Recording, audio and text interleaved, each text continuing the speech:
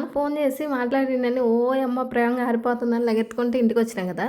సరేలే అని చెప్పి ఒక చిన్న టెస్ట్ పెట్టా. నేను హైదరాబాద్‌లో ఉన్నప్పుడు నాకు ఇంటికి ఒక పార్సెల్ వచ్చింది. అది డెలివరీ దాంట్లోనే ఆగిపోయింది. ఆల్రెడీ ఓటీపీ కూడా చెప్పేసాను. సో, అది తెచ్చుకోవాలి ఇంటికి. మా నాన్న పొదిలెళ్ళాడని చెప్పేసి ఫోన్ చేసి మరీ చెప్పా. తీసుకొచ్చాడు ఎలాగోలా. డెలివరీ ఆఫీస్ ఎక్కడుందో చెప్తే వెతుక్కుంటా వెళ్ళి మరీ తీసుకొచ్చాడబ్బా! అస్సలు నన్ను ఒక్క మాట అనలేదు తెలుసా!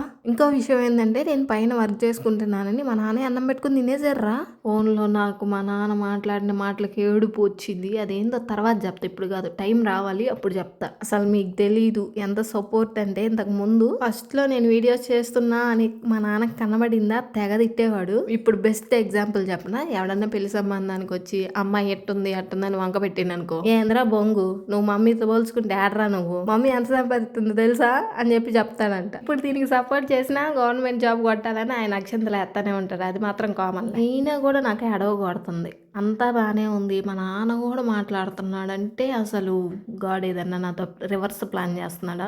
ఏమై ఉంటుంది అది? మీకు ఏదైనా తేడా కొడితే కొంచెం కామెంట్ చేయండి రా.